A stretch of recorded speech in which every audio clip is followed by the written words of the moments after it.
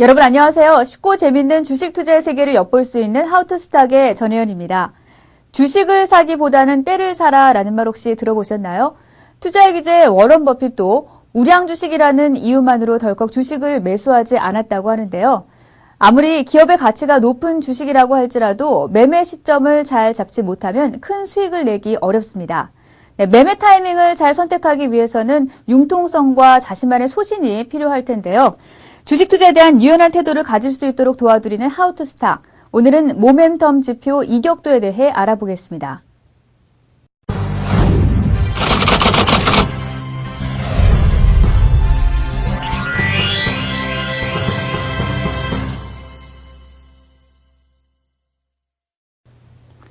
이번 시간에는 모멘텀 지표인 이격도에 대해서 설명을 드리겠습니다.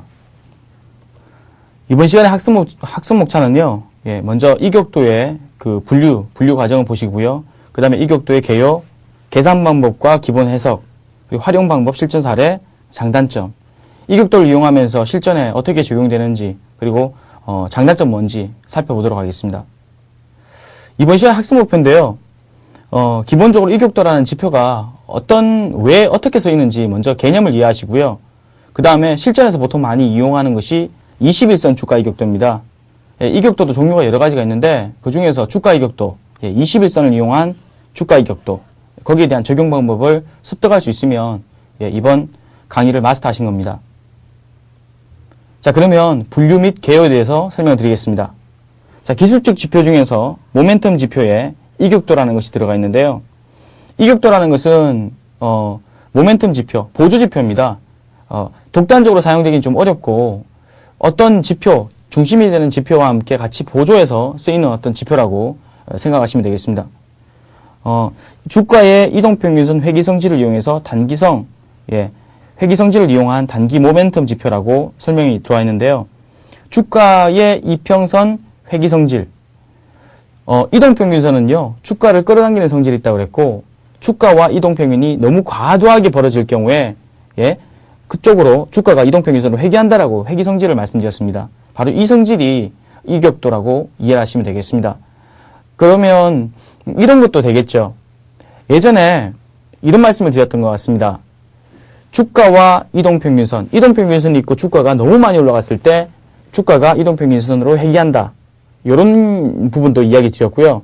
그리고 이동평균선끼리 한 점에 수렴했다가 확산했다가 수렴했다 확산했다. 이런 과정도 거친다고 말씀드렸죠.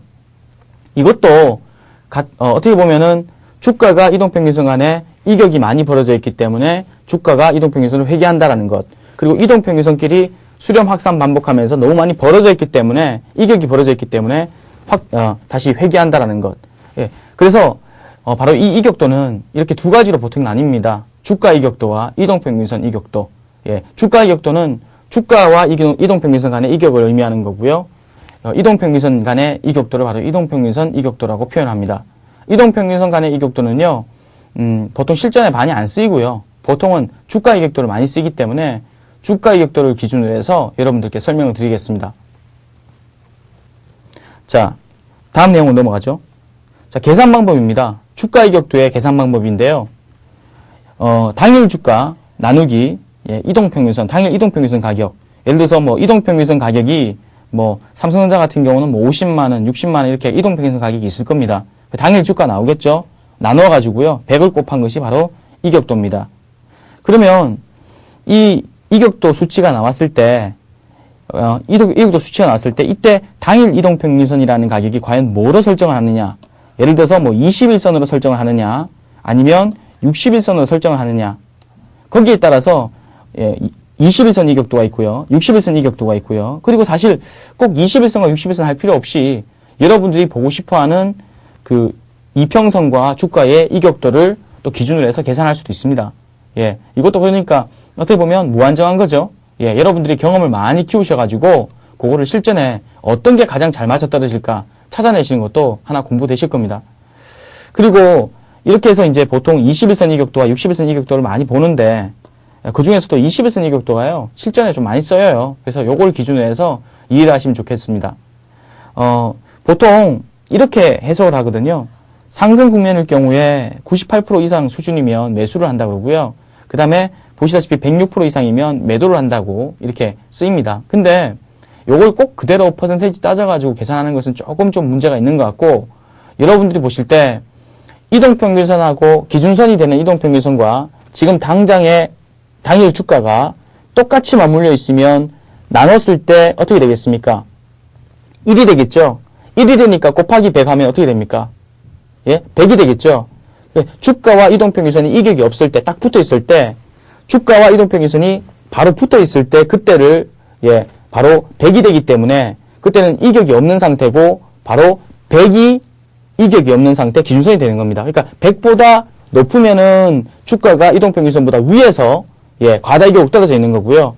그리고 100보다 낮으면은, 이동평균선 아래에 주가가 밑으로 많이 떨어져 있는 것을 의미합니다. 그렇기 때문에, 이격도는 여러분들 보실 때 100을 기준으로 해서 설정을 하는데, 상승 국면일 경우에는 기본적으로, 예, 상승 국면일 때는 어떻습니까?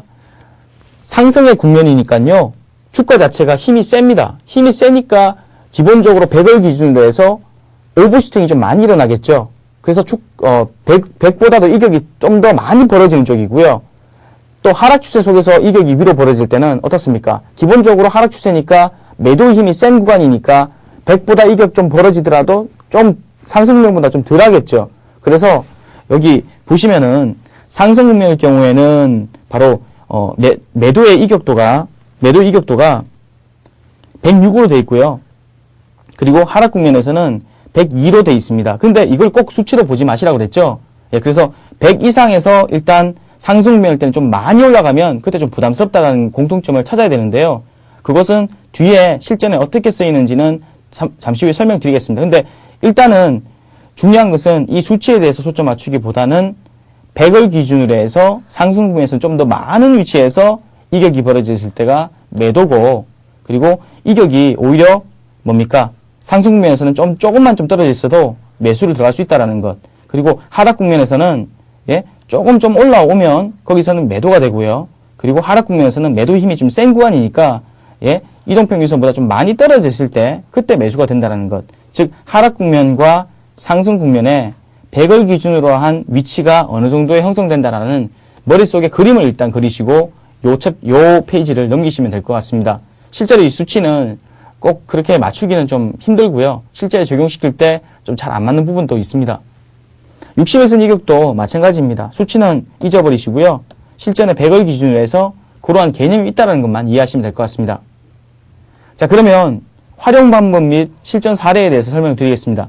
이격도는 모멘텀 지표이기 때문에 추세 판단하는데 직접 이용하기보다는 바로 추세 판단하는 지표가 따로 있고요. 그 속에서 기본적으로 여러분들 보조 지표로서, 예, 이 추세에 오히려 보완해서 보는 쪽으로 이용하는 것이 좋을 것 같습니다. 자, 그러면 병행해서 사용된다 그러죠? 예, 방금 말씀드렸던 내용입니다. 자, 이동평균선 이격보다는 주가 이격도를 많이 사용하기 때문에, 예, 그걸 기준으로 해서 많이 익혀두시면 되겠고요. 그리고 이격도 중에서는 21선 이격도를 실전에서 많이 사용한다는 것을 경험적으로 말씀드리는 거니까 이해하시면 되겠습니다. 자, 21선 이격도, 요걸 외우셔야 됩니다. 요걸. 예, 아까 수치 나오는 것 중에서요, 아까 수치, 이론적인 수치는 일단 잊어버리시고, 실전에서는 요런 걸 많이 이용하니까요, 요걸 실전에 도움되실 겁니다. 21선 이격도, 지금 보면 21선과 주가의 괴리도를 의미하는 거죠. 요거 이해하시죠? 그리고 90% 아래는요, 단기 침체고요. 그래서 매수 타이밍입니다. 그리고 110 이상은요, 110 이상은 단기 과열이니까 오히려 매도 타이밍으로 보시면 되겠습니다. 예, 요거 일단 뭐 외워두시면은 실제 차트 보시면 아시겠죠? 넘겨보겠습니다. 자, SKC 주가인데요. 21선 주가 이격도를, 예, 적용을 시켰습니다. 그래서 위에 요 지표가 나오고 있고요. 예, 기본적으로 추세 지표가 이동평균선이니까 지금 이동평균선이 메인이 깔려있죠. 이 이동평균선이 상승 추세라는 것을 보여주고 있고요. 상승 추세이기 때문에 아무래도, 예, 상단에 과열권이 좀 더 많이 들어온다는 거 아까 이해하시면 된다고 그랬죠.